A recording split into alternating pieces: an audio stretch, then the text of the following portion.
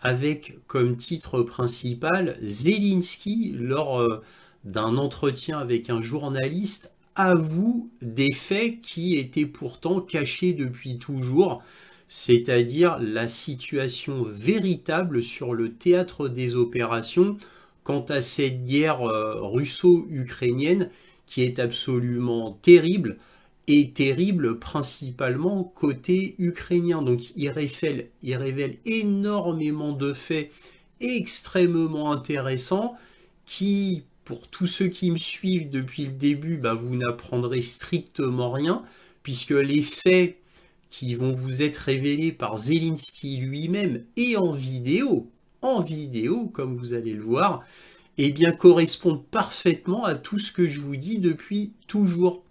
Il ne pouvait en être autrement. Sauf que là, c'est Zelensky qui le dit lui-même à un journaliste. Donc il a changé son fusil d'épaule.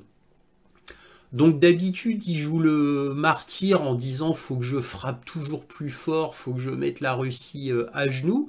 Là, cette fois, il a décidé de jouer les caliméros, entre guillemets.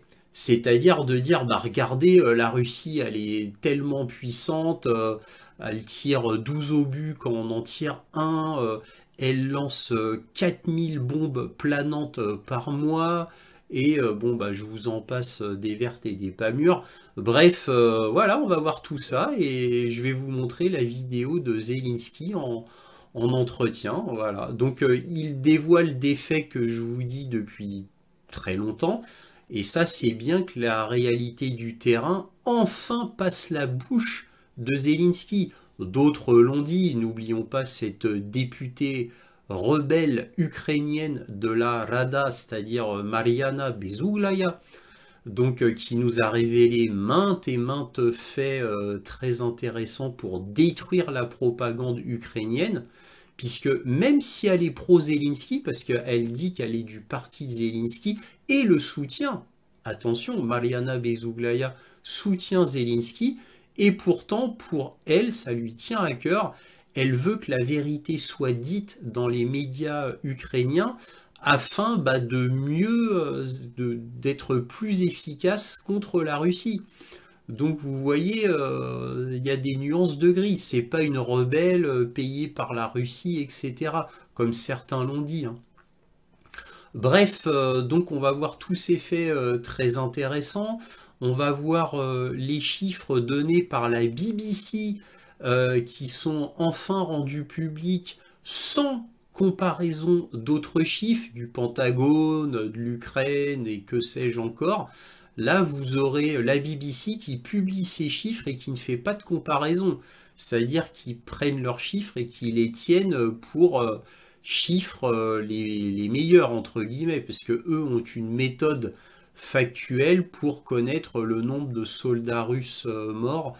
Donc ils nous donnent ça par mois. On a Mediazona et BBC qui publient les chiffres tous les mois, qui mettent à jour. Donc nous allons voir ça, enfin des chiffres réels, donc ça c'est bien.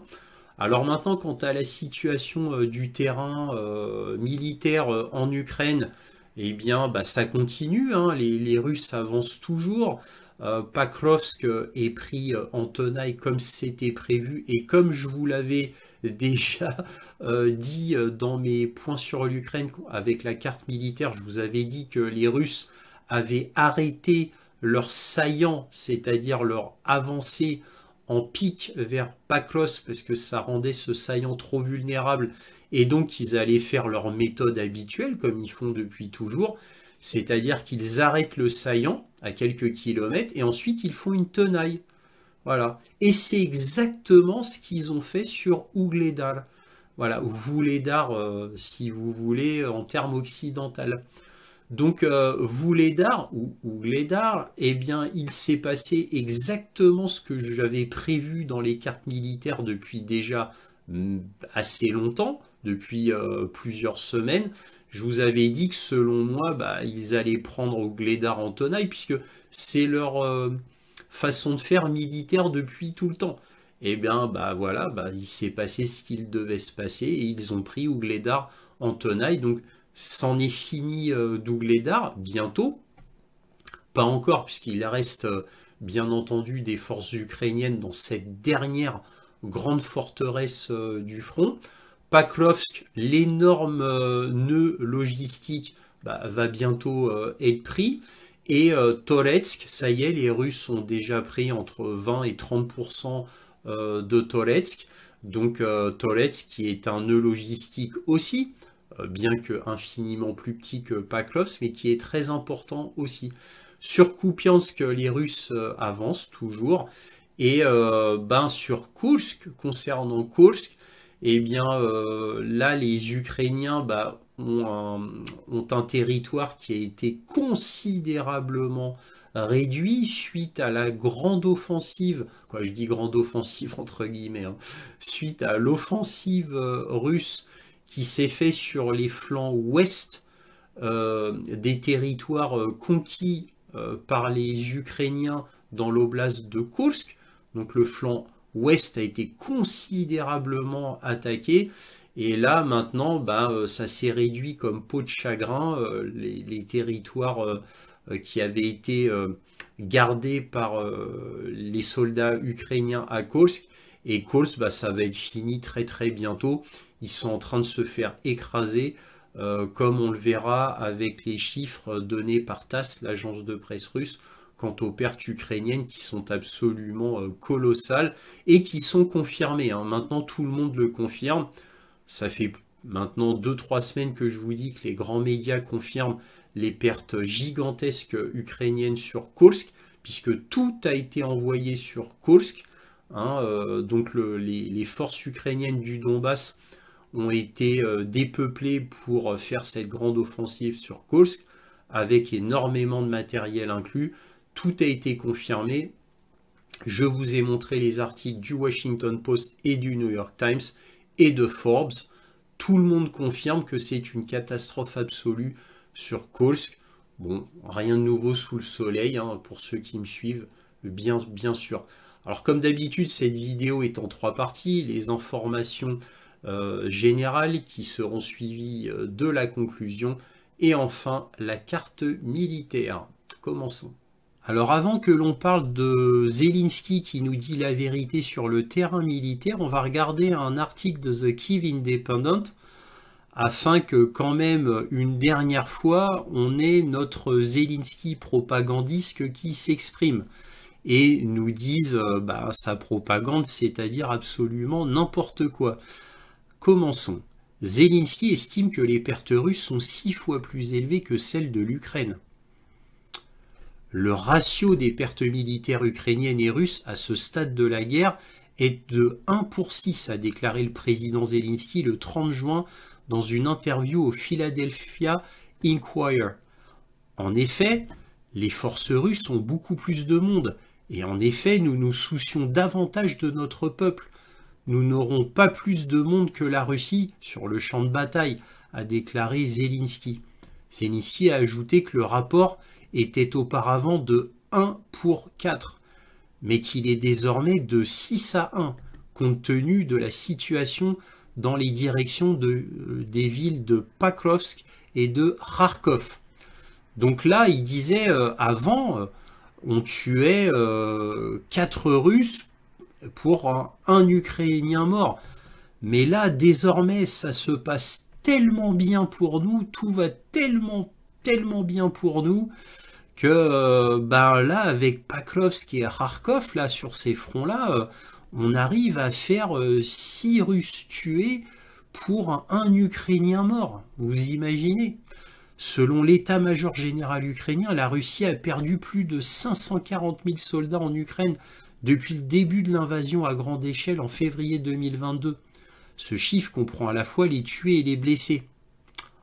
Mais là, c'est The Kyiv Independent, donc ils se disent, c'est tellement n'importe quoi, on va quand même rétablir un petit équilibre.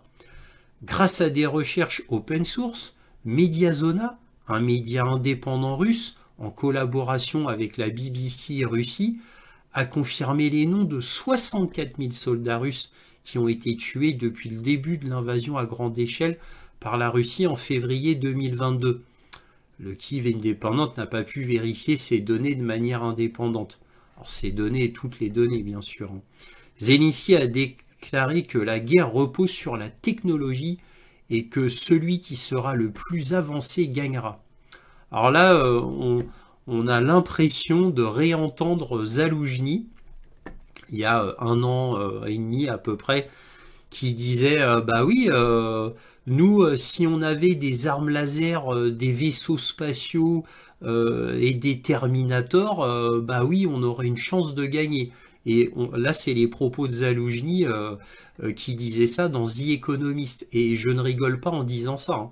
C'est vraiment ce qu'a dit Zaloujny, hein. Il l'a dit à 2 reprises, hein. Voilà, alors, il disait ça de manière sarcastique, ironique, comme vous voudrez. Bien entendu, il n'est pas complètement stupide, mais c'est ce que Zaloujny disait en réponse à un journaliste qui lui demandait qu'est-ce qu'il faudrait à l'Ukraine pour gagner contre la Russie. Et Zaloujny lui avait répondu ça, bon, d'un ton certainement moqueur, mais en tous les cas, c'était dans The Economist. Bref, je vous avais montré tout ça, les articles, je vous avais montré tout ça à ce moment-là, bien sûr. Bon, là, quand même, on a The Kyiv Independent qui, normalement, n'aurait jamais rappelé ces chiffres. Jamais le Kyiv Independent n'aurait cité Mediazona et BBC Russie. Jamais. Là, vous voyez, quand même, ils essayent de... Voilà, d'équilibrer la chose. Avant, The Kyiv Independent, il se serait arrêté là. Ils auraient avancé la propagande et se seraient arrêtés là. Là, ils précisent ça quand même, hein. Ce qui est quand même très très intéressant. Bon, maintenant, on va passer au Zelensky nouveau, celui qui nous dit la vérité sur le terrain militaire. Là, on va voir un entretien extrêmement intéressant entre un grand journaliste du Washington Post, Fareed Zakaria, avec Zelensky. Et Zelensky, pour la première fois, à ma connaissance, il dit la vérité, la réalité du terrain militaire, ainsi que la différence entre l'Ukraine et la Russie quant au militaire. Donc c'est extrêmement intéressant. On va regarder ça ensemble. Je vais vous traduire comme je le peux. Et regardez bien ou écoutez bien, vous allez voir, encore une fois, c'est extraordinaire. That the situation was very difficult. And they moved very quickly because we didn't have equipment. Again. Donc là, il dit la situation est extrêmement difficile parce que les Russes bougent très rapidement et aussi parce que nous n'avons pas d'équipement. When we speak about equipment, how to equip brigades. Alors quand on parle d'équipement, comment voulez-vous équiper des brigades? Really between us, it doesn't matter how many brigades stand on one direction if half of them not equipped. Car si les brigades n'ont pas d'équipement, à quoi ça sert? Donc là, il dit la moitié n'est pas équipée, alors forcément, c'est un gros problème. So you just lose a lot of people. Donc vous perdez énormément de gens. You lose people because they are not in armed vehicles or in something like this. Alors on perd beaucoup de gens parce que on n'a pas de véhicules blindés, nous n'avons pas d'artillerie. They don't have artillery, they don't have artillery rounds. To compare the number, ils n'ont pas d'obus. Russia uses 12 rounds, we used one. Quand les Russes utilisent 12 obus, nous en utilisons qu'un seul. 1 to 12. That was the difference. Of course. C'est ça la différence. The idea with the Kursk, the risk operation is through where. Alors bien sûr, le fait de dire que l'opération de Kursk était risquée, c'est vrai. On comprend bien cela. But the idea was to move some. Mais l'idée derrière ce pari, entre guillemets, c'était que la Russie prenne des troupes du Donbass pour protéger Kursk. Russian forces there. And I think it was right idea. You know, we've Et je pense que c'était une bonne idée. talked about munitions often, and you talk about it a lot. Help us understand. So the U.S. has passed this big aid package. Europe.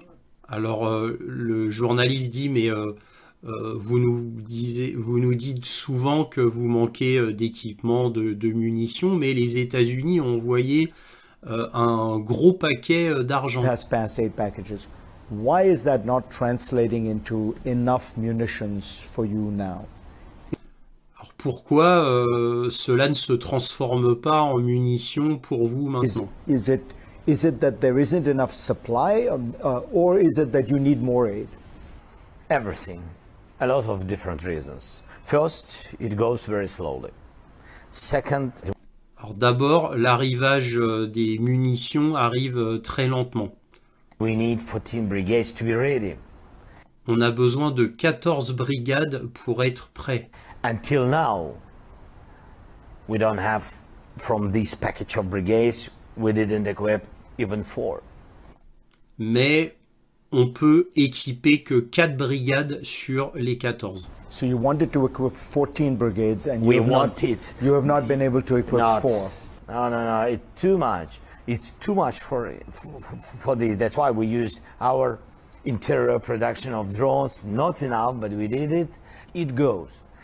Donc oui, c'est pour ça que nous devons fabriquer nos propres drones. Ils ne sont pas assez, mais nous nous débrouillons. As I said to you, that after 8 months pause in decision before the positive decision of U.S. Congress, what we did during these all 8 months, everybody has to understand.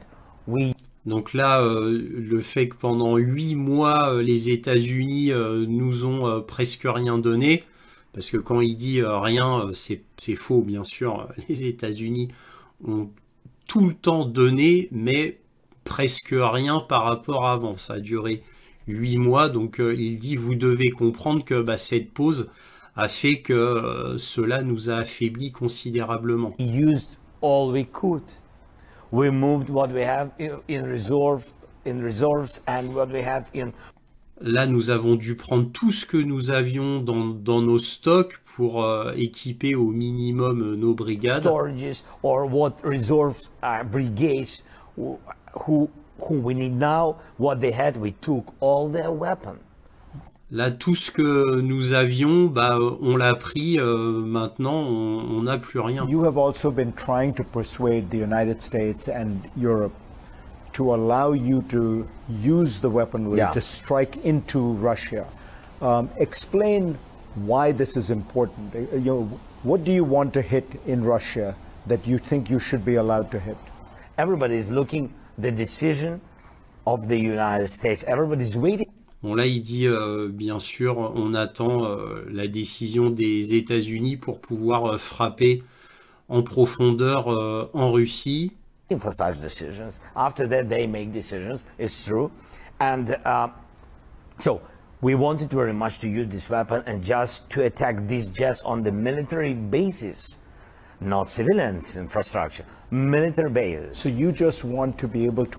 Donc là, il dit, avec cette autorisation, nous frapperions uniquement les aérodromes militaires, mais pas les infrastructures civiles, uniquement les aérodromes militaires. Chose qu'il ne fait pas dans la majorité des cas, puisque on l'a vu à Belgorod, on l'a vu sur Donetsk, on l'a vu sur Koursk, on l'a vu aussi à Moscou ou dans d'autres endroits en Russie. 95% des cibles sont des cibles civiles et non pas des cibles militaires quant aux attaques de drones.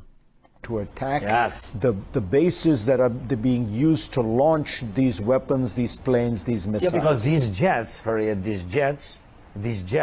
from there they use not only missiles, they use these jets, and jets use per month 4,000 guided aerial bombs. Donc là, Zelensky nous dit une vérité. Il nous dit que les Russes, à cause de leurs avions de combat, ils larguent 4000, en moyenne bien sûr, 4000 bombes planantes par mois. C'est gigantesque. Bombs just on the east of our territory, 4,000 bombs. And these bombs and missiles are hitting Ukrainian civilians, schools, energies, universities. All our energy infrastructure, they destroyed 80. Là, il précise que 80% de l'infrastructure énergétique du pays est détruite. By these guided bombs, 80%. Now I said, we had some meetings with officials and I said, we waited too long. Now Russia began to move their jets from 100, 150 kilometers, 300 to 500. After that, I will tell you, and that now we need more permissions. Do you have permission now? Alors voilà, et on va s'arrêter là, et c'est très intéressant, ça dure 14 minutes, donc on n'a pas le temps de tout regarder. Là, il a dit vraiment le plus important, le reste, c'est plus de la politique. Là, qu'est-ce qu'il nous dit? Eh bien, il vient de nous dire exactement le même discours que Lloyd Austin il y a 2 semaines. Le même discours. C'est-à-dire Lloyd Austin, il avait dit, et comme je vous l'ai dit dans les 2 derniers points sur l'Ukraine, que là, ça servait à rien de frapper en profondeur puisque les Russes avaient reculé leurs avions. Et donc là, Zelensky vient de dire, ah bah ouais, là, c'est trop tard. Ils ont reculé leurs avions. Donc là, maintenant, on a besoin encore plus de permissions pour frapper encore plus en profondeur. Donc avoir des super missiles, hein, cette fois, qui vont au-delà de 500 km pour pouvoir frapper les avions ennemis, puisque les avions ennemis, comme il le dit, ont été reculés jusqu'à 500 km. Donc là, on a besoin de plus de permissions. Vous voyez, donc c'est extrêmement intéressant. Alors maintenant, résumons. Qu'est-ce qu'il dit? Il dit que les Russes sont plus nombreux en soldats qu'eux. Il dit que concernant les tirs des obus, quand l'Ukraine en tire 1, la Russie en tire 12. Il nous dit que les Russes envoient 4000 bombes planantes par mois. Et il nous dit enfin que 80% de l'infrastructure énergétique du pays est détruite. Ça, ce sont les mots de Zelensky. On pourrait ajouter, même si ce n'est pas des chiffres militaires, mais on pourrait finir par le fait que maintenant, sa demande de frapper en profondeur en Russie n'est plus viable, dans le sens où il voulait frapper jusqu'à 500 km en profondeur, 300-500 km. C'était ça sa demande première. Maintenant, il finit pour dire qu'il veut frapper au-delà de 500 km, avoir encore plus de permissions. Donc vous voyez, cet entretien avec Fareed Zakaria est vraiment très très intéressant. On apprend beaucoup de choses de la bouche de Zelensky que l'on savait déjà, que moi je vous disais déjà depuis très longtemps, mais que cela vienne de la bouche de Zelensky, c'est un changement majeur et qui prouve à quel point là l'Ukraine est au tournant de sa destinée, et Zelensky sait très bien que l'Ukraine a perdu et que là maintenant il gesticule en réalité. Bien entendu, il veut rester au pouvoir le plus longtemps possible, puisque dès que la guerre sera finie, il sera absolument plus rien sur la scène internationale, voire même il sera poursuivi par le FSB ou le GRU russe. Là, c'est moi qui ajoute ça comme ça, hein. Mais bon, vous voyez à quel point c'est la panique à Kiev. Donc là, on a un article de Reuters qui résume tout ce qu'a dit Zelensky lors de son entretien avec le journaliste que l'on a vu précédemment. Donc là, le grand titre, c'est « L'Ukraine subit de lourdes pertes en raison de la lenteur de livraison d'armes », déclare Zelensky. Donc on ne va pas revenir sur tout, mais bon, ils reprennent voilà, ce qui a été dit précédemment. Je vous montre ça plus comme référence, hein, plutôt qu'autre chose, hein. Donc là, par exemple, nous avons besoin de 14 brigades pour être prêts. Jusqu'à présent, nous n'en avons même pas équipé 4. Voilà, donc il dit qu'il manque de tout, qu'il a besoin de bombarder à plus de 500 km parce que les Russes ont retiré leurs avions au-delà. Donc voilà, donc ils reprennent en gros tout ce qui a été dit dans l'entretien précédemment. Je vous montre ça juste comme référence. Donc là, on va regarder un article de Ukrainska Pravda, donc un des grands journaux ukrainiens, et toujours dans la même veine de la vérité, cette fois, on a Kirilo Boudanov, le chef des renseignements ukrainiens. Et là, que nous dit-il? Il nous dit que la Corée du Nord fournit des munitions à la Russie, et c'est critique pour l'Ukraine. Bah oui, c'est sûr. Là, il nous dit, comme chef du renseignement, je peux vous le dire directement, le fait qu'il donne des missiles balistiques à la Russie n'est pas très agréable pour nous. Mais ce n'est pas dans une quantité significative. Par contre, concernant les munitions, et là il parle des obus, c'est critique pour nous. Malheureusement, il n'y a rien que nous puissions faire pour l'instant. C'est la malheureuse et terrible vérité. Voilà ce que dit Kirilo Boudanov, c'est lui. Mais c'est pas fini. Que nous dit-il plus bas? Donc il ajoute que les bombes guidées aériennes, c'est-à-dire les bombes planantes, sont aussi un énorme problème.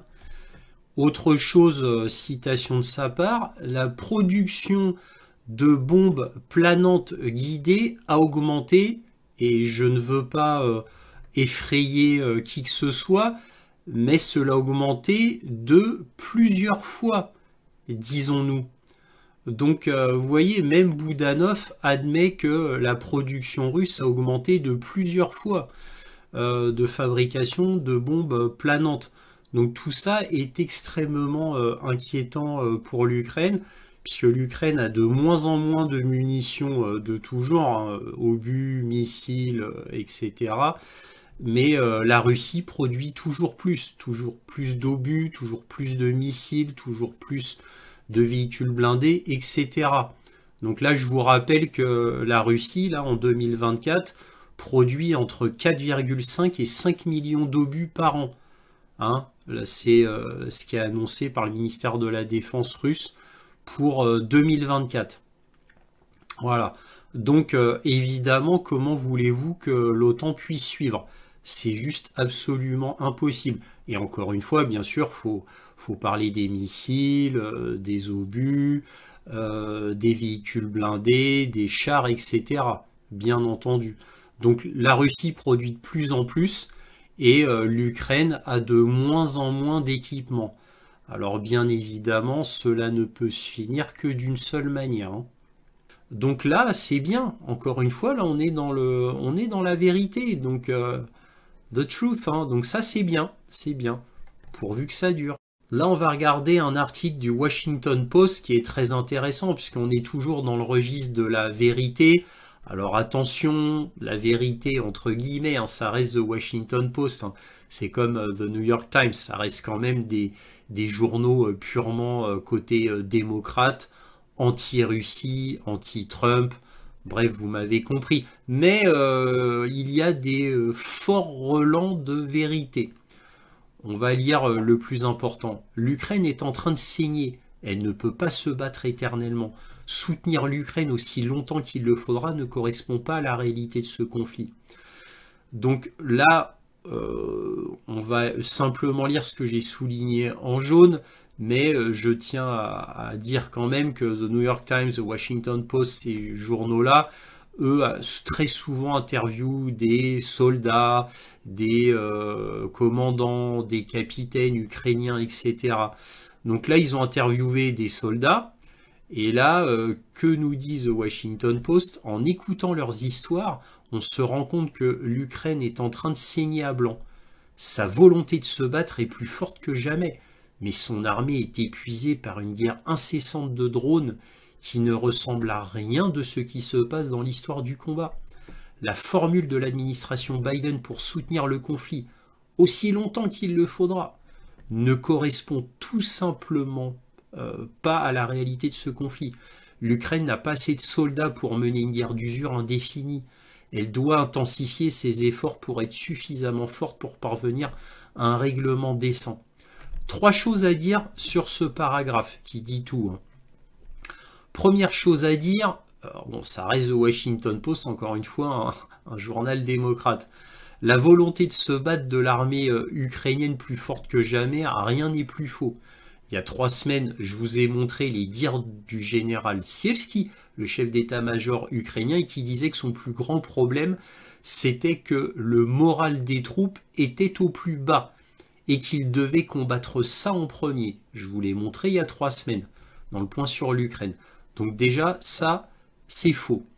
Maintenant, l'administration de Biden soutenir aussi longtemps qu'il le faudra. Bien évidemment que ça ne correspond pas à la réalité du conflit. Faut pas oublier qu'on va dire 6 ou 7 mois après la guerre, est entré en lice le général Sourovikine, qui avait remplacé le général Lapine quant à la direction du combat russe en Ukraine. Et le général Sourovikine, lui, il a décidé de faire une guerre d'attrition, c'est-à-dire une guerre d'usure. Hein, n'oublions pas, il est devenu célèbre grâce aux lignes de défense de Sourovikine, qui ont maintenant son nom. Donc oui, là, la Russie a fait une stratégie qui a fonctionné. La guerre d'attrition, la guerre d'usure, elle a fonctionné exactement comme le planifiait la Russie. Voilà. Et là, que nous dit Washington Post à la fin? Elle doit intensifier ses efforts pour être suffisamment forte pour parvenir à un règlement décent. Alors je vous traduis en termes réels ce que ne peut pas dire le Washington Post, parce que ça reste quand même un outil de propagande. Même s'il donne de la vérité de temps en temps, puisque pour leur crédibilité, ça reste un journal international.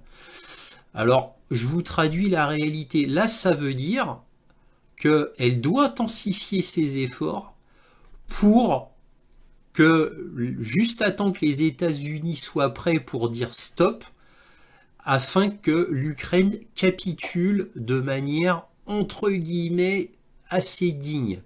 Voilà, et que cela correspond aux attentes de la Russie. Donc en gros, il faut attendre jusqu'à ce que l'Occident soit prêt pour que l'Occident dise à l'Ukraine, bon, stop, là maintenant tu peux capituler, on a notre narratif plan B qu'on va présenter au monde entier, là c'est bon, tu peux capituler, ça suffit maintenant, on peut plus tenir, et puis en plus on a une élection le 5 novembre, on va avoir un nouveau président, et si c'est Trump, là c'est la catastrophe. Bon bref, en attendant, tu continues, tu capitules pas, jusqu'à ce qu'on te dise que tu peux capituler. Voilà, et que la capitulation se fasse de manière plus ou moins digne, et non pas dans le déshonneur et l'humiliation complète. Hein, en gros, on préfère planifier notre capitulation. Tiens un petit peu jusqu'à ce moment-là. Voilà, comme ça, c'est comme ça que moi je le traduirais. Voilà. Et on en a fini pour cet article. Ici, un article du Washington Post qui nous dit la stratégie perdante de sous-estimer la Russie. Donc ça, c'est un gros titre très important et qui est très vrai, puisque c'est ce qu'a fait l'Occident depuis toujours. La Russie demeure une puissance redoutable. L'Occident ne doit pas considérer qu'elle est une force militaire épuisée.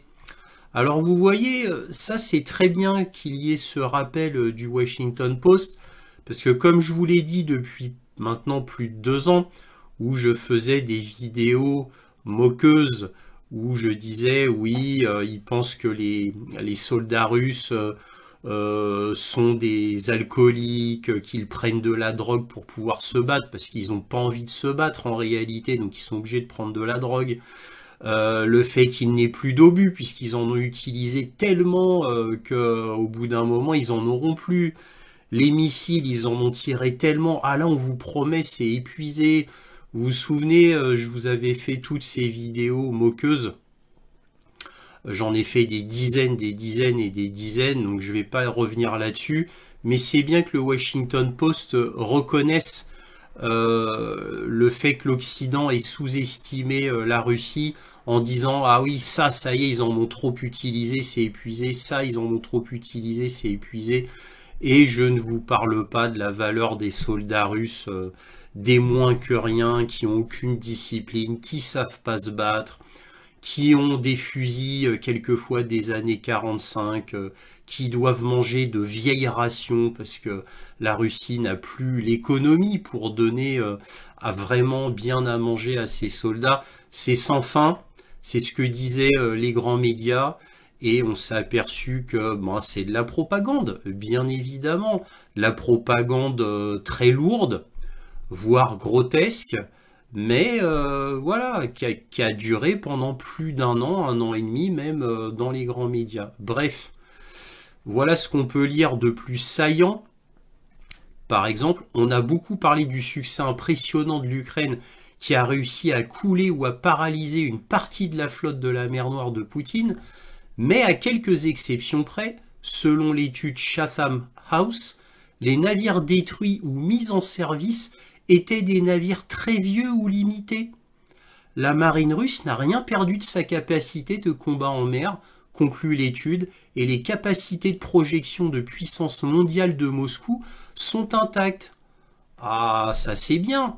C'est ce que je vous dis dans mes vidéos tout le temps. J'ai même fait 2 vidéos, dont une particulièrement où je vous avais montré toutes les destructions faites par les Ukrainiens grâce à leurs drones navals ou à leurs missiles anti-navires. Et effectivement, les Ukrainiens ont détruit en réalité, je dis bien détruit ou coulé, 9 navires.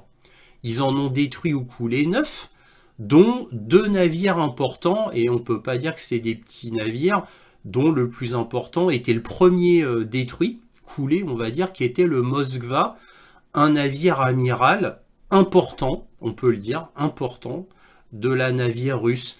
Et ils ont détruit une frégate moderne. Voilà, tout le reste, les 7 autres navires, ne valaient pas grand-chose. On ne peut pas dire qu'ils n'étaient pas complètement nécessaires. Bien sûr qu'ils étaient nécessaires, mais ils n'étaient pas très importants parce qu'ils étaient très vieux. Donc ça rejoint exactement ce que je vous disais dans mes points sur l'Ukraine, où même je vous montais les photos de chaque bateau. Et n'oubliez pas le sous-marin aussi. Hein, fausse information qui a été soi-disant détruit par 2 Storm Shadow, et ben vous voyez, il a bien été touché par 2 Storm Shadow, mais les Russes ont réussi à le réparer. Donc c'était le Rostov sur le Don, le nom du sous-marin. Bref, vous voyez, bon, propagande. Et là, ah ouais, alors là, voilà. Donc là, on a la stratégie de Poutine semble de plus en plus judicieuse. En gros, c'est la guerre d'attrition. Alors que le soutien de l'opinion publique à l'Ukraine s'est affaibli aux États-Unis et dans certaines régions d'Europe, là-bas, l'espoir d'une défaite de la Russie sur le champ de bataille ou d'un effondrement de son économie sous le poids des sanctions imposées par les États-Unis s'est estompé. Ah oui, s'est estompé, c'est un euphémisme, s'est écroulé, devrait-on dire. Bon, bref, c'est bien que le Washington Post, qui est un grand média international propagandiste, hein, pro-ukrainien bien sûr, mais du fait de sa crédibilité internationale, est obligé quand même de décrire un petit peu de temps en temps la réalité. Hein. Bien entendu, si vous lisez l'article, on vous dit oui, les soldats ukrainiens sont impressionnants, ils sont très patriotiques, ils sont très très forts, une ingéniosité incroyable. C'est ça ce qu'on lit aussi dans l'article, bien entendu. Mais c'est pas le plus important, puisqu'on sait très bien que ça, ce sont des bouffonneries journalistiques. Le plus important, c'est de reconnaître ce que peu de grands médias reconnaissent. Enfin, la réalité du terrain est là et est reconnue.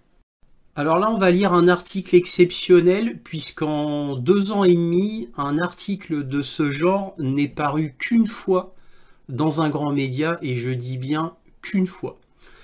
Et là, donc, c'est la 2e fois, et là, on a BBC News qui nous dit « Des volontaires meurent alors que le nombre de morts dans la guerre en Russie dépasse les 70 000 ».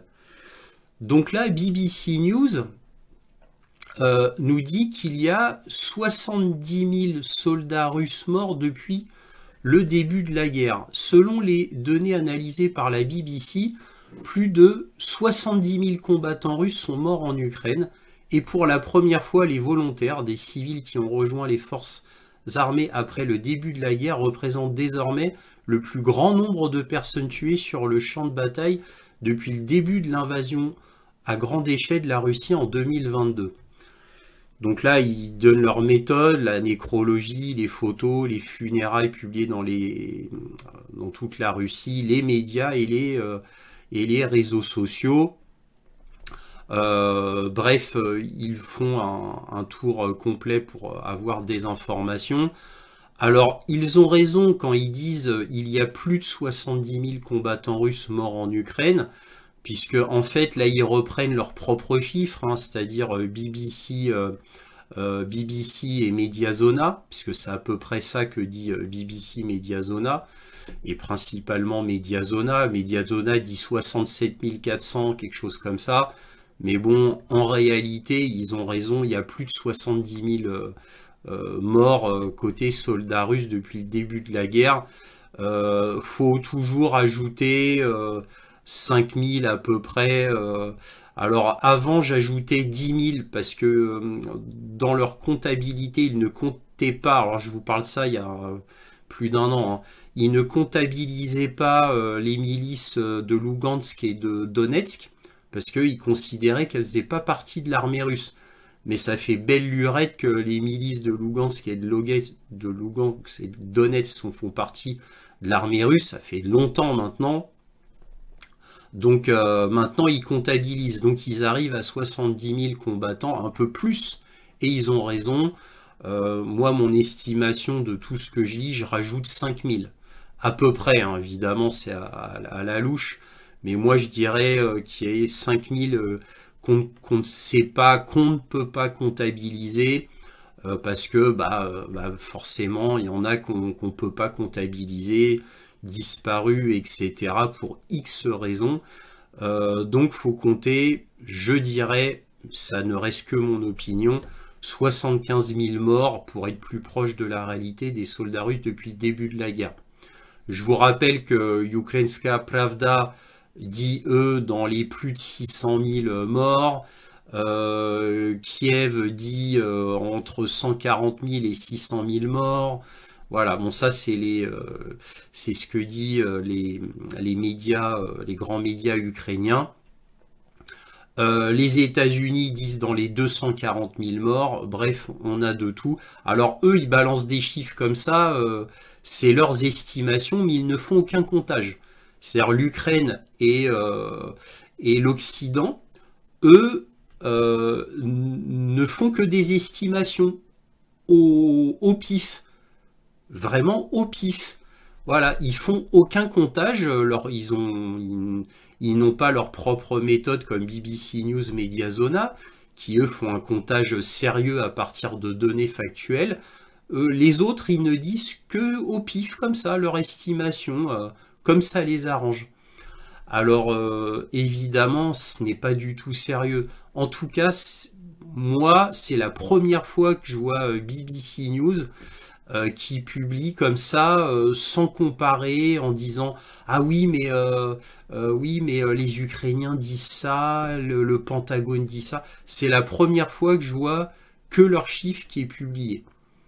Et il y a déjà eu un autre média qui ne disait que les chiffres donnés par Mediazona BBC, mais c'était pas BBC News directement qui publiait. Donc voilà, j'ai trouvé ça assez étonnant pour le publier. Et là, on a les valeurs à peu près réalistes. Je dis bien à peu près, il faut ajouter pour moi 5000. Donc, et c'est logique, c'est cohérent avec la réalité du terrain que je vous montre depuis 2 ans et demi. C'est cohérent, tout même 100% cohérent. Voilà. Alors là, maintenant, je vais vous montrer un article de News Asia International, qui est le journal international de l'Azerbaïdjan. Et là, ce que l'on sait de la situation au 17 septembre. Donc, on va passer un peu le tout qui n'est pas très intéressant. Ce qui nous intéresse, c'est la fin. Le gouverneur de Koursk, Alexei Smirnov, a annoncé l'arrivée d'aides de la République tchétchène, notamment d'équipements essentiels pour le détachement Balsk-Koursk, nouvellement formé. Les fournitures ont été livrées par Abti Alaoudinov, commandant des forces spéciales Akhmat. Smirnov a remercié le leader tchétchène Ramzan Kadyrov pour son soutien, soulignant sa contribution à la sécurité régionale. Alors pourquoi j'ai pris ce paragraphe-là? Parce que j'ai eu des informations il y a une semaine Et en fait, comment s'est débrouillé Vladimir Poutine à Kursk pour éviter de prendre des défenses du Donbass? Bah, c'est tout simplement, comme je vous l'ai dit chaque semaine depuis un mois, c'est-à-dire en envoyant le maximum de conscrits qui étaient dans la région, le maximum des forces de Belgorod, tous les soldats disponibles de la partie ouest de la Russie, énormément d'avions de combat, d'hélicoptères de combat, énormément de drones et aussi beaucoup de bombardements de la base arrière ukrainienne de Kursk et de l'oblast de Soumy, c'est-à-dire en Ukraine, afin de couper toute la logistique possible, et ça a très bien fonctionné. Et en gros, j'ai appris que ça fait environ plus de 2 semaines, presque 2 semaines et demie, qu'en fait, il y a eu un énorme contingent de Russes tchétchènes mené par Apti Alaoudinov, qui en fait ont permis à Kursk, aux Russes de Kursk, de combattre les Ukrainiens dans cette oblast.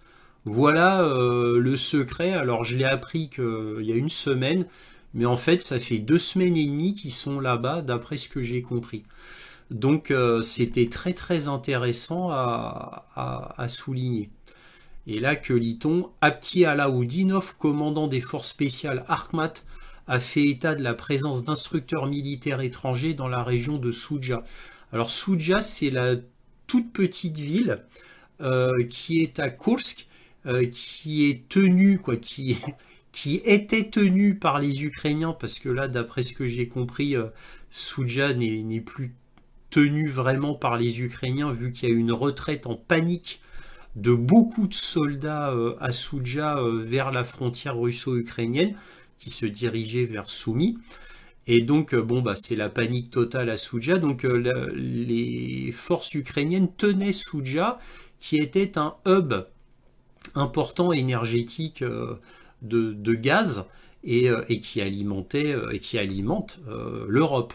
Donc voilà, donc apparemment d'après lui, il y a beaucoup d'étrangers dans la région, il veut dire des mercenaires de l'OTAN.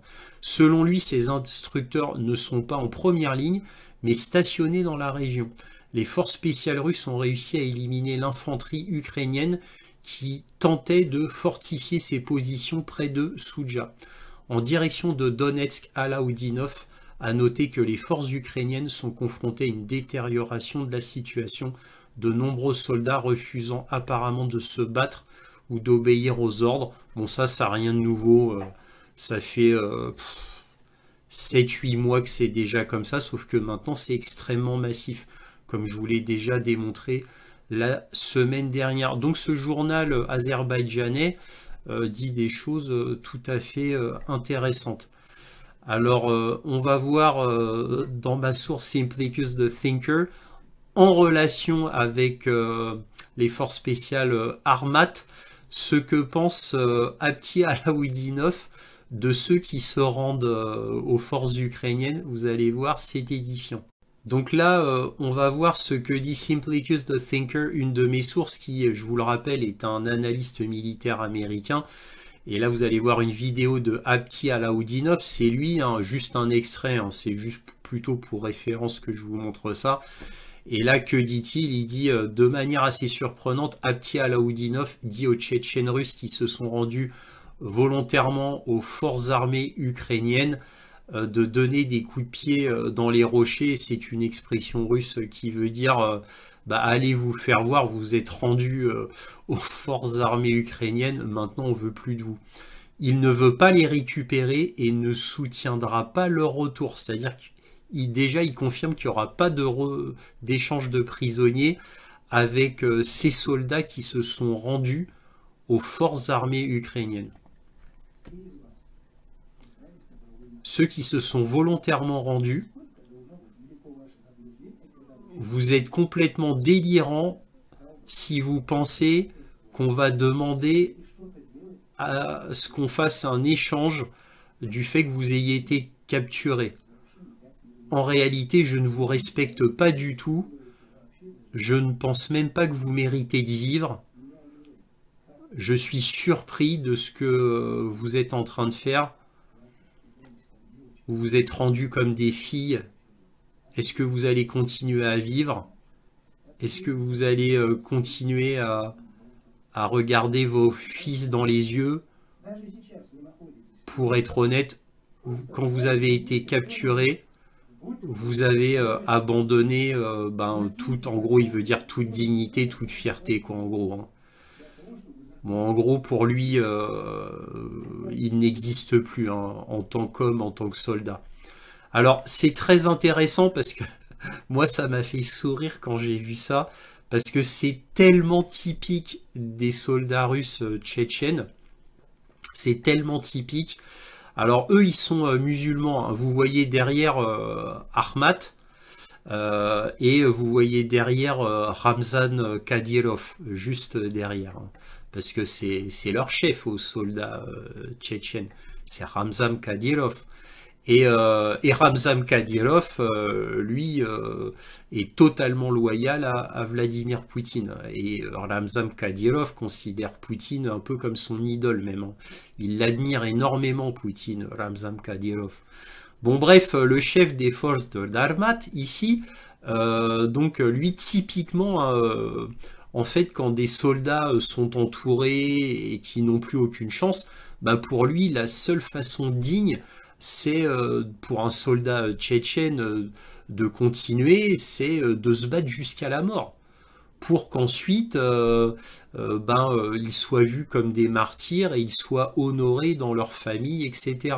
Là, le fait qu'ils se soient rendus aux Ukrainiens, alors même s'ils n'avaient aucun espoir de vivre, hein, eh bien, pour les Tchétchènes, ça apporte la honte à leur famille et à leurs enfants.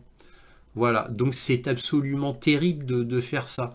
En gros, bah, ils ont vraiment la même mentalité que les Palestiniens ou que les islamistes, mais les vrais, hein, ceux qui se battent jusqu'au bout pour la cause. Donc c'était très intéressant à voir et, ça permet de mieux comprendre le soldat russe tchétchène. Là, un article très intéressant qui est relaté par le député ukrainien Mykola Kniazitsky, qui déclare que des centaines de milliers d'Ukrainiens qui ont fui à l'étranger choisissent de renoncer simplement à leur citoyenneté ukrainienne plutôt que de rentrer au pays. On va voir ça. Nous avons une catastrophe parce que nous avons fait beaucoup d'erreurs. Quand ces réfugiés étaient dans les pays étrangers, nous avions décidé de ne plus leur donner de services consulaires pour les punir, et ainsi qu'ils perdent éventuellement leur passeport.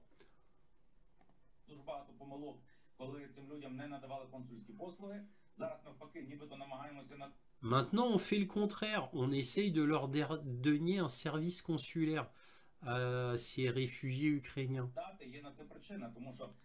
Et il y a une raison pour cela, parce que des centaines de milliers de formulaires donc, sont envoyés en Ukraine pour renoncement de la citoyenneté ukrainienne. Donc des centaines de milliers de réfugiés ukrainiens décident carrément de renoncer à leur citoyenneté ukrainienne pour ne pas participer à la guerre et être envoyés au front, bien évidemment.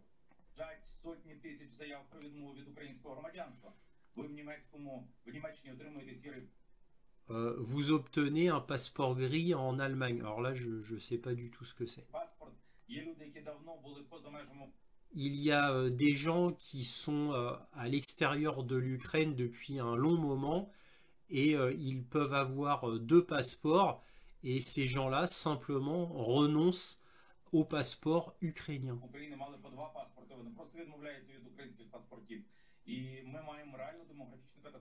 Et en plus, nous devons gérer une véritable catastrophe démographique.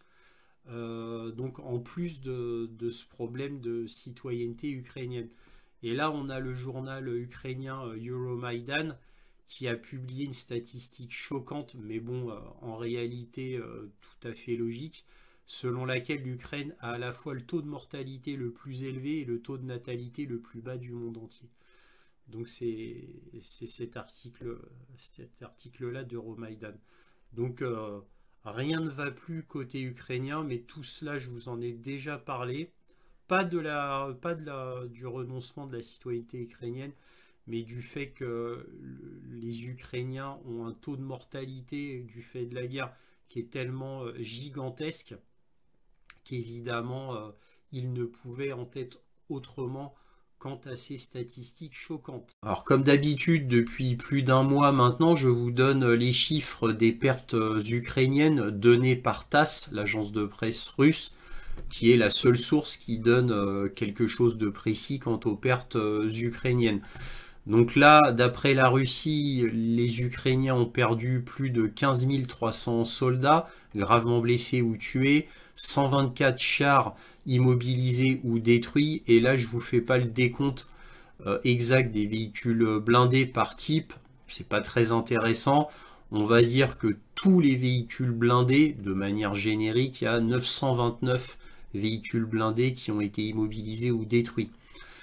471 véhicules militaires mais non blindés, 115 pièces d'artillerie, 28 lance-roquettes multiples, dont 7 HIMARS et 6 MLRS de fabrication américaine, 8 lanceurs de missiles antiaériens, 4 véhicules de transport de chargement, 29 stations radars, 7 radars de contre-batterie. Je rappelle que les radars de contre-batterie, c'est les radars qui permettent de tirer sur les obusiers adverses une fois que vous avez reçu un obus. Hein, ça permet de taper l'obusier ennemi. C'est à ça que servent les radars. 2 radars de défense aérienne, 15 pièces d'équipement du génie, dont 9 véhicules de démolition du génie et une unité de déminage UR-77. Alors maintenant, on va parler de l'attaque avec succès de Kiev par plus de 100 drones sur un gros dépôt de munitions en Russie. Donc là, pour vous situer, voilà Moscou. Voilà là où il y a eu l'attaque. Donc c'était dans l'oblast de Tver et cela a touché la commune de Tororets, ici, exactement vers l'est de la commune, ici. Donc c'est là qu'il y avait le gros dépôt de munitions qui s'appelle le 107e arsenal, plus de 100 drones, et je dézoome pour que vous voyez mieux. Donc là c'est la frontière de l'Ukraine, donc ça s'est fait à environ 500 km de la frontière ukrainienne. Je le répète, plus de 100 drones. Et les charges explosives dans les drones varient énormément suivant les rapports qu'on lit. Je lis 10 kg, je lis 25 kg. Alors c'est normal que les charges explosives soient si faibles parce que pour qu'un drone parcourt toute cette distance, et ils en envoyaient plus de 100. Donc évidemment, ça ne peut pas être des drones énormément chargés en explosifs. Sinon, il ne pourrait pas parcourir toute cette distance.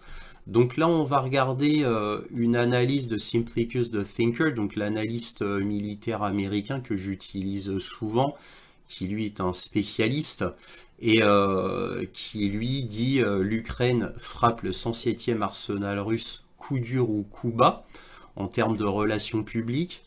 Donc il fait une analyse extrêmement précise, donc il donne la géolocalisation exacte. Là on peut voir, donc là on va voir une petite vidéo qui vous montre l'énorme explosion que cela a causé.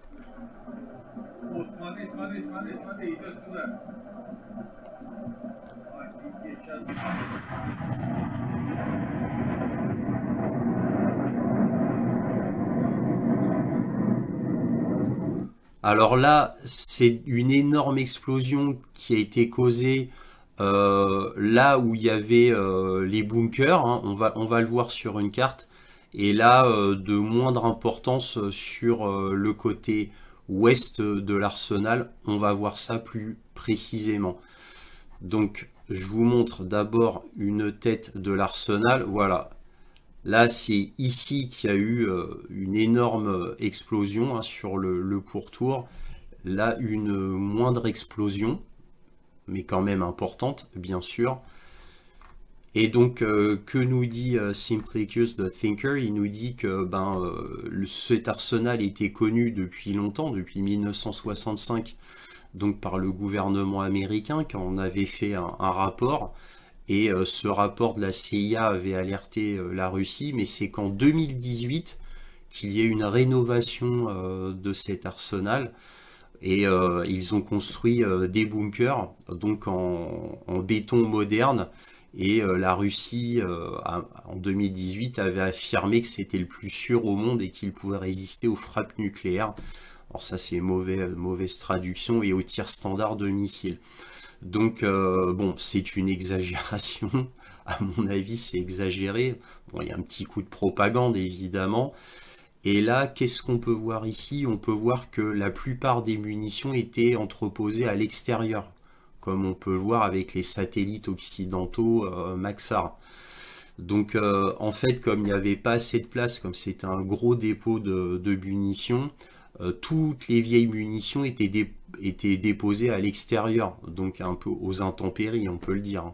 Alors là, il y a des petits hangars, évidemment, quoi, des petits entre guillemets, là où sont déposées des munitions aussi, bien sûr, tout n'est pas à l'air libre comme ça. Et comme vous pouvez vous en douter, comme c'est des drones qui ont touché cet arsenal avec très peu de charges explosives, malgré tout, hein, du fait de la distance faite par ces drones-là, eh bien c'est très majoritairement les munitions extérieures. Or, les munitions extérieures, ce sont de très vieilles munitions. Les moins importantes, bien évidemment, c'est pour ça qu'ils sont à l'extérieur. Et là, vous voyez les bunkers. Voilà, là, vous avez une vue générale de l'arsenal. Hein. Voilà, là, vous le voyez entièrement. Là, vous voyez la ville même de Tororets, ici. Voilà, et là, vous voyez l'arsenal beaucoup plus précisément. Les bunkers sont là. Donc là, c'est tous les points chauds qui ont été enregistrés, là par la NASA. Et là, comme vous pouvez le voir, beaucoup de drones, hein, parce qu'on suppose que chaque carré rouge, c'est les drones, mais bon, ce n'est qu'une supposition de ma part. En tous les cas, voilà les dégâts. Là, on n'a qu'une partie, on a la partie la plus importante qui a été photographiée par le satellite Maxar. Et là, on peut voir donc avant l'attaque. Donc vous voyez les bunkers donc là intacts pour le coup, et là vous pouvez voir que la plupart de l'origine des feux de fumée sont surtout sur le pourtour. Voilà, alors peut-être que ça a été fait exprès parce que les Ukrainiens, sachant qu'ils envoyaient des drones, ils n'avaient aucune chance de percer les bunkers, donc ils le savaient. Et comme ils le savaient, ils ont attaqué surtout les missiles, les obus et autres munitions qui étaient à l'extérieur, afin que ça serve à quelque chose. Parce que s'ils avaient envoyé les 100 drones sur les bunkers, ça n'aurait fait qu'égratigner les bunkers. Ça n'aurait strictement rien fait. Donc là, ils ont été malins, ils ont visé surtout les entrepôts extérieurs. Alors évidemment, les munitions les plus importantes qui sont dans les bunkers comme les Iskander, les KH-32, etc., eux sont indemnes, bien sûr. Alors par contre, on parle de 4 voire plus de bunkers détruits malgré tout. Là, vous voyez, là, il y en a au moins un là, mais apparemment, il y en aura un autre là. Bon, chacun il donne de son avis, hein, bien sûr, on ne sait pas. Alors c'est pas à cause des drones que le fait qu'ils auraient été détruits ou abîmés, mais c'est du fait des explosions extérieures, retombées, etc. Donc voilà, donc au final, gros dégâts, énormes dégâts même, hein, on peut dire, mais les munitions les plus importantes sont en majorité indemnes. C'est ça que dit Simplicus the Thinker. Donc pour les Ukrainiens, ça change bien évidemment absolument rien à la chose, sachant que, encore une fois, les munitions les plus importantes sont dans des bunkers extrêmement modernes, puisque la rénovation s'est faite en 2018. Donc évidemment, un drone ne peut strictement rien faire. Et par contre, encore une fois, attention, il se peut que l'explosion soit tellement énorme que des bunkers aient été détruits du fait des explosions extérieures. Ça, c'est tout à fait possible. Voilà ce qu'on pouvait dire sur le sujet. Donc là, on a un article intéressant d'Associated Press qui nous dit « Poutine ordonne à l'armée d'augmenter ses effectifs de 180 000, mauvaise traduction, afin de monter le total de l'armée russe en soldats à 1,5 million. » Voilà, le président russe Vladimir Poutine a ordonné lundi à l'armée d'augmenter le nombre de ses soldats de 180 000 pour un total qui arrivera à 1,5 million. Alors ça paraît beaucoup comme ça, mais en fait non, 1,5 million étant donné la taille du pays et étant donné la menace de tous les pays occidentaux contre la Russie, c'est pas énorme, c'est raisonnable pourrait-on dire. La plus grande armée du monde en soldats, c'est la Chine avec un peu plus de 2 millions. Et après, en second, c'est l'Inde avec quasiment 1,5 million. Donc là, la Russie passerait à un cheveu devant l'Inde, donc et deviendrait la deuxième plus grande armée du monde. Et l'Inde, la troisième. Mais bon, encore une fois, c'est un chiffre qui est très raisonnable étant donné la taille du pays et étant donné les menaces qui planent au-dessus de la Russie. Hein, ne l'oublions pas, je le répète encore une fois, il y a tout l'Occident qui joue contre la Russie. Donc c'est une nouvelle qui n'a rien d'extravagant. Là, un article du New York Times qui est très révélateur, une aide de 50 milliards de dollars à l'Ukraine bloquée en raison de questions juridiques. Les responsables américains et européens ont du mal à honorer leur promesse d'utiliser les ressources russes pour aider l'Ukraine. Bah oui, ils voulaient voler les intérêts des avoirs russes, qui est un montant d'environ 300 milliards de dollars. Ils voulaient voler les intérêts. Bah oui, mais c'est du vol. Donc ils essayent de le voler en essayant de contourner les lois, mais ils n'y sont pas parvenus. Bah oui, parce que comme c'est des règles internationales, et malgré le fait que les États-Unis et l'Union européenne soient des voleurs complètement effrontés, eh bien, bon, bah, malgré tout, il y a le reste du monde qui n'est pas d'accord. Voilà. Alors, quand c'est l'Occident entre eux, les pays de l'Occident entre eux qui décident de choses, ils n'hésitent pas à voler n'importe qui, leur prochain, même entre eux, les alliés. Ça, il n'y a aucun problème. Par contre, bah ouais, quand c'est des lois internationales à contrecarrer, là, ça devient plus difficile. Donc là, ils se retrouvent le bec dans l'eau.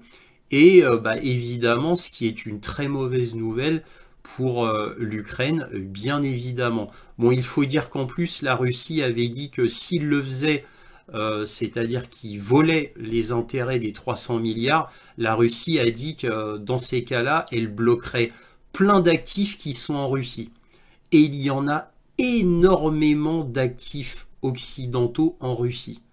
Donc ça a peut-être aussi refroidi leur velléité de voler les 50 milliards qui appartiennent aux Russes.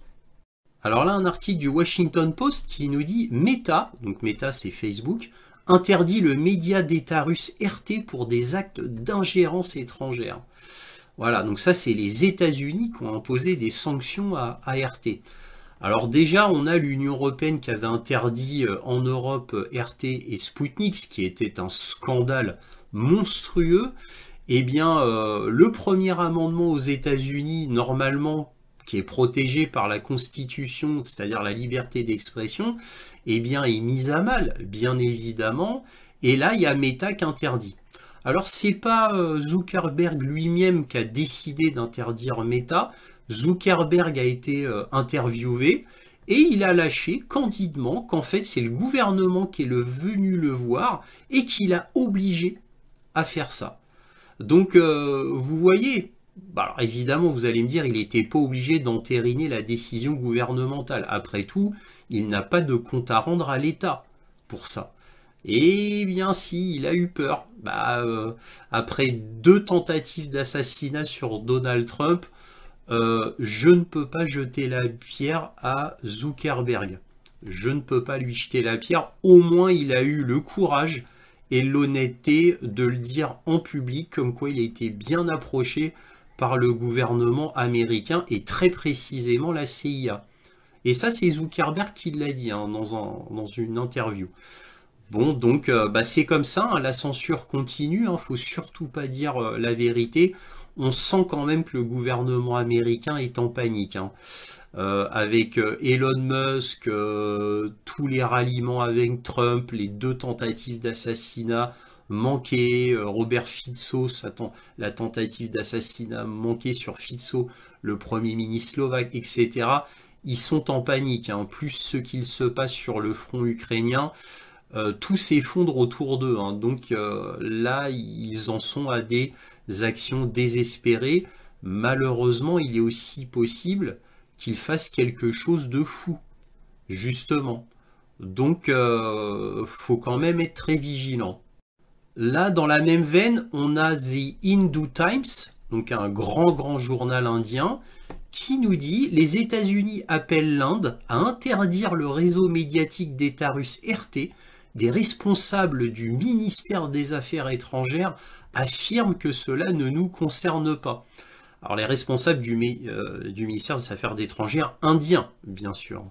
L'appel fait suite à une série de sanctions américaines contre des médias et des journalistes russes. L'ambassade des États-Unis a discuté de la question avec le ministère des Affaires étrangères selon des sources.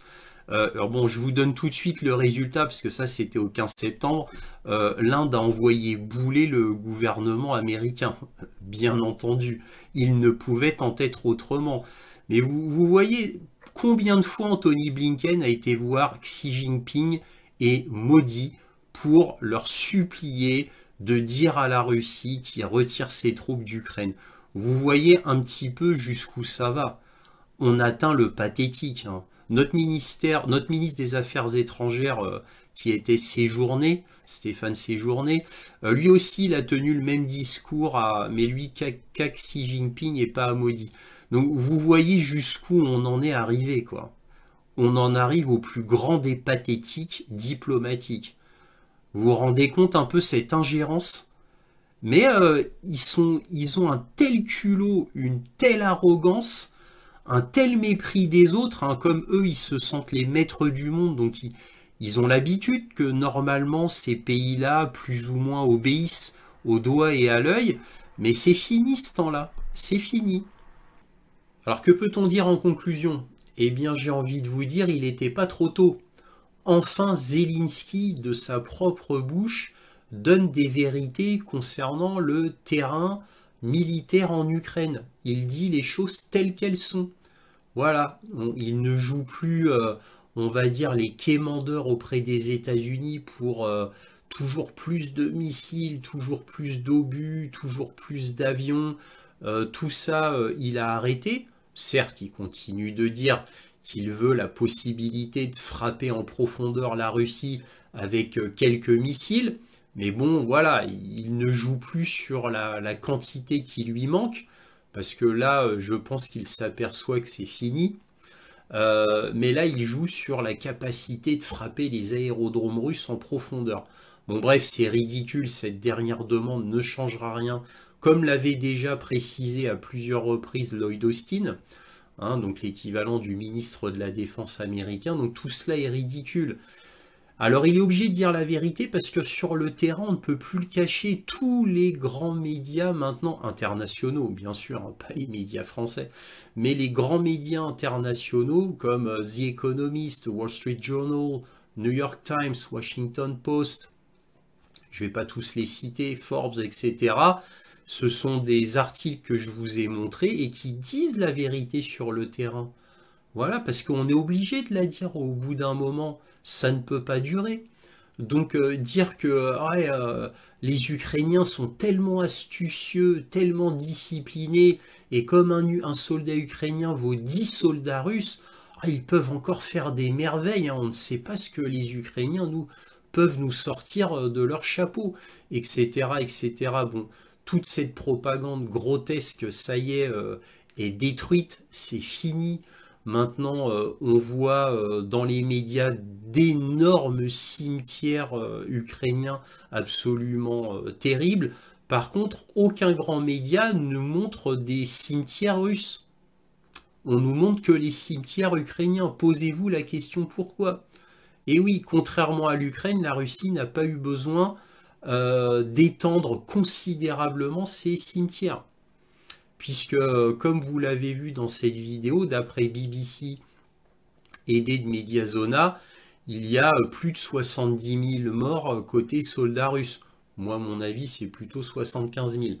Bref, la vérité devait poindre un jour ou l'autre.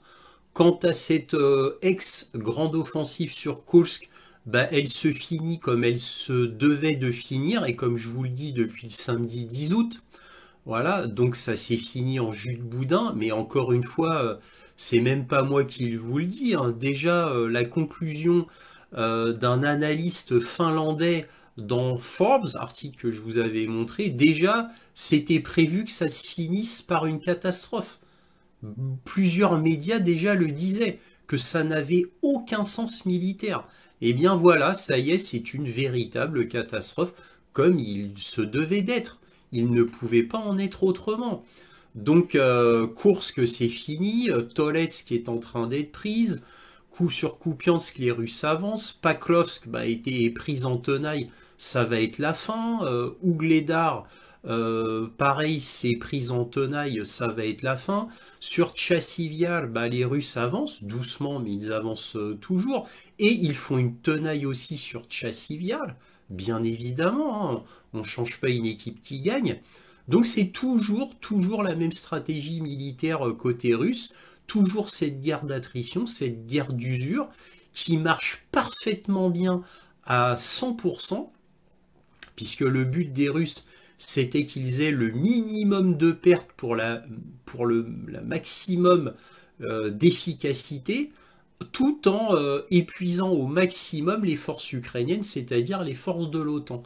Tout a marché, à mon avis, au-delà de leurs espérances. Surtout qu'en plus, ils ont fait des innovations technologiques militaires qui les ont bien aidés sur le terrain. Et puis, un complexe militaro-industriel qui a une efficacité absolument incroyable, qui produit beaucoup plus qu'avant la guerre. Donc tout ça joue en faveur des Russes. Le temps joue en faveur des Russes. Et bon, comme je vous l'avais déjà dit la semaine dernière, une démographie ukrainienne en berne, c'est-à-dire il n'y a plus d'hommes, hein, il y a quasiment plus d'hommes en Ukraine, ça ne peut pas continuer ainsi.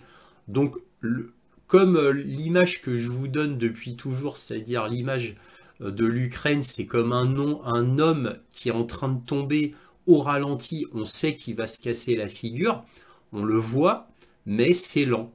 Voilà, le phénomène est lent, mais il est absolument inéluctable. Bref, j'arrête là, on va passer à la carte militaire. Alors voici la carte militaire, donc comme d'habitude, on commence vers le sud, rien de spécial à dire dans l'oblast de Kherson, à part une petite information intéressante.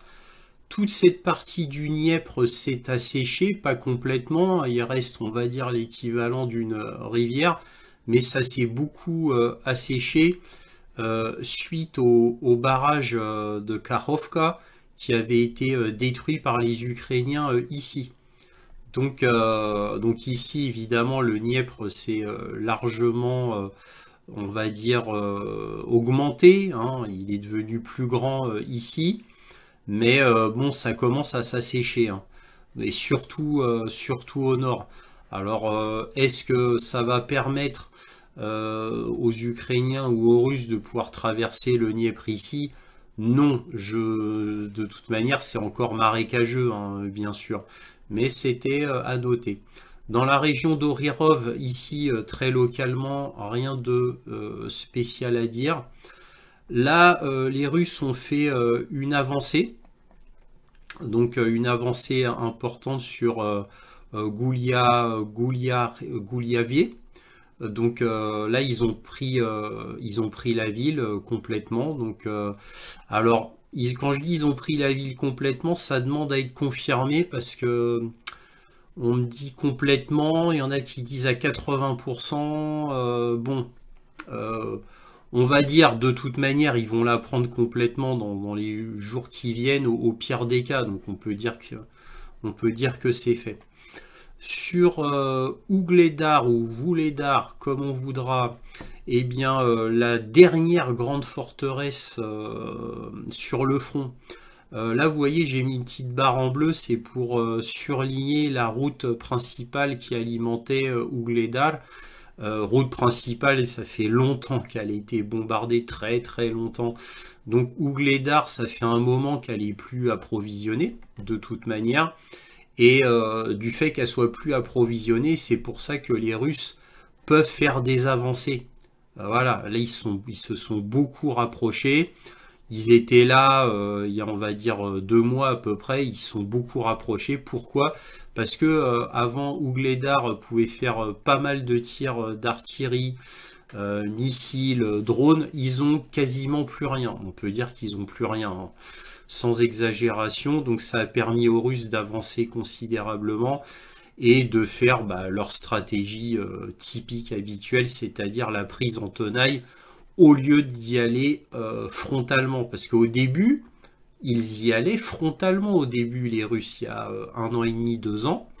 Hein, ils y allaient frontalement, et c'est sur Ougledar que les Russes ont eu le plus de pertes. Alors, vraiment, problème de commandement, ordre absurde, hein, parce qu'ils pensaient qu'ils avaient sous-estimé Ougledar, et c'est ici que les Russes ont eu le plus de pertes par rapport à tout le reste du front. C'est sur Ougledar. Ils ont eu beaucoup de pertes en véhicules blindés, en chars, en hommes. Et à partir de là, ils ont été beaucoup calmés. Et ils se sont dit, bon, on va y aller à l'usure, un guerre d'attrition. Et depuis lors, ça a fonctionné. Donc là, encore une fois, j'ai surligné la route pour que ça soit un peu plus visible. Parce que là, sur Military Map, les routes, on les voit pas bien, sauf quand elles sont énormes, comme celle-là, par exemple. Donc voilà. Donc là, les Russes, bien évidemment, ils vont aller sur Boglalievka, bien entendu. Alors donc il y a, d'après ce que moi j'ai compris des rapports russes, là vous voyez, donc là ils ont fait 2 grosses avancées importantes. Bon là je me suis un peu trompé puisqu'ils avaient déjà conquis Voidianier, donc là j'aurais dû la mettre là, les pointillés auraient dû être un petit peu rapprochés ici. Ils ont fait une avancée vers le sud de Voidianier. Donc d'après ce que j'ai compris, disais-je, donc là, bien sûr, comme je vous avais dit il y a 1 mois ou 2, je vous avais dit qu'ils allaient faire une tenaille. Ils sont en train de faire la tenaille comme prévu. Et apparemment, il y a une partie de l'armée qui s'est détachée d'après ce qu'ils veulent faire, les mouvements de troupes. Donc il y a une partie qui se dirige vers cette ville. Et la grosse partie qui va faire la tenaille. Apparemment, côté droit, ils vont faire les deux en même temps de ce côté-là. Évidemment, nous verrons bien ce qu'il en est dans la réalité. Dans la région de... alors là, je l'ai entouré d'un carré rouge parce que c'est important. Dans la région de Kourakovier. Alors, je ne cesse de vous le rappeler. C'est ici qu'il y a les obus César, hein, principalement. Ils sont plus que là, pour ainsi dire, par rapport au front. Et c'est de là qui tirent sur Donetsk. Hein. Alors ça s'est beaucoup calmé puisqu'ils ont presque plus d'obus apparemment, étant donné que Donetsk apparemment là, ces derniers jours, bon, ça fait même, allez, on va dire quasiment 2 semaines que ce n'est plus bombardé, donc je suppose manque d'obus. Et donc là les Russes ont fait une avancée non pas sur le saillant dont on penserait qu'ils allaient faire l'avancée, hein, le plus direct, en suivant la route, hein, comme vous pouvez le voir. Mais non, ils l'ont fait plus au nord. Donc là, la semaine dernière, c'était comme ça. Donc là, ils ont avancé de tout ça, ce qui est quand même pas mal. Hein. Là, ils ont avancé aussi encore plus au nord. Ils ont avancé pas mal aussi. Donc là, les troupes ukrainiennes qui sont ici vont se faire encercler. Voilà. Alors là, Ukrainsk, on en parle beaucoup dans les médias. Pourquoi? Parce que c'était une ville importante logistique. qui n'a l'air de rien. Et pourquoi on en parle dans les médias? C'est parce que là, ils se sont aperçus, maintenant que les Russes avaient commencé à envahir la ville, bah, qu'en fait, c'était important au niveau logistique et dépôt de munitions. Donc là, ils ont fait une grosse avancée. Les Russes ont fait une grosse avancée. Et donc là, ils vont prendre, quoi, ils sont en train de prendre la ville de Tsukurinye. Donc voilà, donc là, Oukrainsk a été complètement pris et là, ils sont en train d'avancer pas mal. Par contre, là où ce serait le mieux pour les Russes, c'est-à-dire Pakrovsk directement, bah écoutez, j'ai envie de vous dire, ça fait 2 semaines qu'il n'y a rien là. Moi, je ne vois rien. Alors peut-être que je vois mal aussi, hein, je ne suis pas parfait. Peut-être qu'il y a des mouvements, des avancées russes, mais je ne les vois pas. Ou alors c'est par dizaines de mètres, mais en tout cas, je ne vois rien. Alors comme je vous l'avais dit la semaine dernière, je ne comprends pas pourquoi ça avance pas. Alors quand je dis je ne comprends pas, c'est pas ça. Bien sûr que je sais pourquoi, mais c'est, je suis étonné de la résistance de la région de Pakrovsk côté ukrainien. Alors quand je dis je suis étonné, c'est que je suis étonné qu'ils envoient encore autant de monde sur Pakrovsk. Pakrovsk, je vous rappelle, cette ville a été évacuée, les civils ont été évacués. Ils envoient toujours sur Pakrovsk, hein. Alors pour vous dire, ça fait 2 semaines que je vous dis, je comprends pas trop, encore une fois, à prendre entre guillemets, bien sûr, hein. Pourquoi les Russes avancent pas? Bah, bon, évidemment, la réponse, c'est que parce qu'ils envoient perpétuellement des troupes. Mais d'un autre côté, qu'est-ce que ça veut dire? Ça veut dire, encore une fois, que c'est à l'avantage des Russes. Parce que le fait qu'ils avancent pas, bah parce qu'il y a une guerre d'attrition, d'usure, ça veut dire que là, les Ukrainiens envoient des hommes. Ils se font tuer, bien sûr, parce que s'il y avait du succès, bah les lignes russes reculeraient. C'est pas le cas. Vous voyez là, vous allez me dire, c'est par le sud. Donc là, j'avais fait une flèche il y a peut-être un mois pour vous dire qu'ils allaient prendre Pakrovsk plutôt vers le sud. Et bon, apparemment, c'est là où c'est le plus faible. Donc là, les Ukrainiens, ils envoient. Alors, par contre, là, j'ai aucun rapport qui le prouve. Là, c'est moi qui raisonne comme ça. Ce n'est que mon opinion, mais évidemment, ça peut être que ça. Sinon, les Russes, vous en pensez bien qu'ils prendraient Pakrovsk, qui est l'endroit le plus important du front au moment où je vous parle, qui est devenu même plus important que Tchassivial. Parce que ça, c'est un nœud logistique absolument énorme, hein. Là, on ne voit pas les lignes ferroviaires, mais c'est surtout au niveau des lignes ferroviaires. Là, par contre, vous voyez très bien les routes. Bref. Donc, à gauche de la ville de Gorivka, alors, à l'ouest de Gorivka, il y a eu une avancée sur Toretsk, vraiment importante. Donc là, ils sont au milieu de Toretsk, j'ai envie de vous dire. Vous voyez le saillant. Et donc, bah, évidemment, là, vous voyez que la petite tenaille là, qui est en train de se faire, donc comme cela et comme cela. Donc, bien évidemment, les troupes ici vont finir par se faire encercler. C'est bien entendu inéluctable. Là, au sud d'Ivanivske, donc juste ici, Ivanivske, donc juste au sud, énorme avancée russe. Énorme avancée russe. Donc, ça, c'est moi qui viens d'ajouter cette flèche. Donc, très certainement, bah, même plus que très certainement, c'est certain, on va dire quasi à 100%. Bien évidemment que là, il y a une tenaille qui va se faire autour de Tchassivial. Alors, Tchassivial, il y a eu une avancée ici minime que je ne vous ai pas notée parce qu'elle est vraiment trop minime. Mais Tchassivial va se faire prendre en tenaille. Alors, certainement, plus exactement, ça viendra d'ici, de ce saillant-ci. Et ça va faire comme ça et comme ça. Très certainement. Donc, vous voyez la énorme avancée russe à ce niveau-là. Évidemment, Kramatorsk-Slaviansk, le Graal des Russes, mais ça, c'est pas pour tout de suite. Avancée très importante sur Makiivka. Sur Makiivka, vraiment énorme avancée, comme vous pouvez le voir. Énorme avancée. Donc bon bah c'est pareil, c'est encore une petite ville, une ville même importante pour l'Ukraine qui est tombée totalement. Là, une fois n'est pas coutume, hein, ça fait longtemps que les Russes n'avaient pas fait une grosse avancée sur Kupiansk. Ça fait vraiment longtemps, bah ça y est, ils l'ont fait.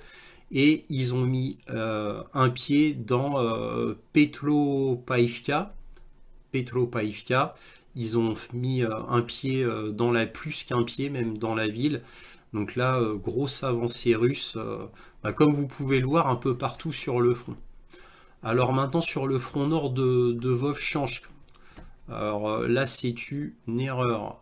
Alors j'ai dû refaire les lignes parce que ben, il y avait des, c'était pas ça, donc les informations que j'avais eues étaient tronquées, c'était pas bon. Là la ligne en fait de front elle est comme ça en réalité, hein. Voilà. Alors pourquoi j'ai mis une épingle rouge ici? Parce que exactement ici il y a une FAB 3000, donc une bombe planante, la plus grosse utilisée par les Russes, qui est tombée ici. C'est pour casser la résistance ukrainienne qui était dans cette zone-là. Bon, bah, on verra si c'est efficace ou non, on verra bien. À mon avis, suite à cette bombe, une FAB 3000, là en pleine ville, je suppose que la résistance ukrainienne qui devait être dans des immeubles, hein, bien évidemment, ça a été complètement rasé, bien sûr. Donc là, je suppose que la semaine prochaine, il y aura une avancée notable. Mais nous verrons bien. Sur le reste, là, rien de spécial. On va passer au gros de la chose. C'est-à-dire sur Kursk, bah, qui se réduit comme peau de chagrin concernant l'Ukraine. Là, vous voyez, il y a eu une énorme avancée russe. Alors là, pour le mot n'est pas galvaudé, il y a eu une énorme avancée russe en 7 jours. Donc les Russes ont déjà, la semaine dernière, ils avaient enfoncé un coin. C'était comme ça. C'était comme ça il y a 2 semaines. Là, ils ont enfoncé un coin la semaine dernière. Et là, à nouveau, voilà. Donc, bah oui, là, les troupes ukrainiennes ici qui sont en race campagne, sans approvisionnement, sans chaîne logistique, bah, vont se faire encercler. Et bien évidemment, là, le résultat est absolument inéluctable, hein, comme c'était le cas depuis le 10 août, hein, comme je vous le disais déjà le 10 août. Alors là, Souja, je l'ai mis d'un carré rouge parce que c'est là le plus important. Il faut prendre Souja, bien évidemment. Là, c'est là où il y a le gros des forces ukrainiennes restantes. Je tiens à souligner que l'approvisionnement de Souja, je dirais que ça fait environ 1 semaine et demie, presque 2 semaines qu'il n'y a plus d'approvisionnement de Souja. Donc, parce que ça, c'est toute cette zone-là, depuis le 10 août, sans arrêt, c'est bombardé par drones, bombes planantes, missiles, voilà. Et tout ça, c'est envoyé par hélicoptère de combat, Sukhoi 25, drones, etc., etc. Voilà. À noter quand même, comme je vous l'ai dit dans la vidéo, moi j'ai appris que en fin de compte, il y avait surtout des conscrits russes et des soldats russes tchétchènes. C'est surtout les forces tchétchènes qui combattent ici, hein. Et c'est comme ça a été la Russe de Vladimir Poutine. Chose que je ne savais pas il y a 1 semaine et demie à peu près. Bah, c'était la Russe pour éviter de prendre des troupes du Donbass. Donc, comme je vous l'ai dit, il a envoyé bah, tous les conscrits disponibles de la région, ainsi que les forces tchétchènes. Ouais, c'est comme ça qu'il a pu réussir à éviter de prendre des troupes sur le front. Je le répète toutes les semaines, je le répète encore. Évidemment, tous les avions disponibles de combat qui sont dans la région ont été envoyés sur course. Tous les hélicoptères de combat disponibles aussi. Tous les drones dispo possibles. Les missiles qui peuvent être tirés, pareil. Donc, tout ça pour éviter qu'il y ait des hommes du Donbass soient envoyés sur Kursk. Donc on n'avait pas hésité à prendre tout ce qui était dispo de la Russie pour l'envoyer ici. quoi, dispo et dans le sens disponible où le front de l'Est n'en a pas besoin, bien évidemment. Hein. En gros, tous les restes, quoi. Pour tout ça, pour Koursk. Alors là, vous voyez des épingles bleues, c'est parce que, encore une fois, c'est la deuxième fois qu'il y a eu des tentatives ukrainiennes en envoyant quelques troupes, avec toujours du matériel de l'OTAN, bien sûr. Donc dans ces deux zones-là, pour prendre l'arrière des forces russes ici. Ça a encore échoué pour une deuxième fois. Bah oui, ils essayent de faire des percées au même endroit. Au même endroit. Voilà, à quelques centaines de mètres près, allez, peut-être 2-3 kilomètres près, au même endroit. Voilà, parce que c'est pas la première fois hein, que je vous montre ces endroits-là. Voilà, au même endroit, ils recommencent. Alors peut-être parce qu'ils pensent que c'est le plus faible, mais bon, les Russes ne se font pas avoir deux fois. Déjà que la première fois, ils se sont fait massacrer. Ils ont recommencé une deuxième fois, ils se sont fait détruire. Peut-être vont-ils recommencer une troisième fois. Hein. C'est comme un homme qui se tape la tête contre un mur. Peut-être que Kiev pense qu'au bout d'un moment, à force de taper le mur va s'écrouler. Je ne sais pas. Hein. Si on suit leur logique, c'est un petit peu ça. Alors, nul étonnement, Kiev a toujours fait ça. Hein. La tactique absurde et grotesque, ils ont toujours fait ça. Souvenez-vous du nombre d'opérations amphibies, il y en a eu 6 en tout, sur Zapalojié pour prendre la centrale nucléaire de Zapalojié. Il y a eu 6 opérations amphibies. Eh bien, ils ont fait les 6. L'un après l'autre, comme ça, ils les ont enchaînés. Ils ne se sont pas dit, les Russes, ils vont fortifier, ça sert à rien. Non, non, ils continuent. C'est comme toutes les opérations amphibies ici, que je vous décris depuis 2 ans et demi. Ils n'ont pas arrêté.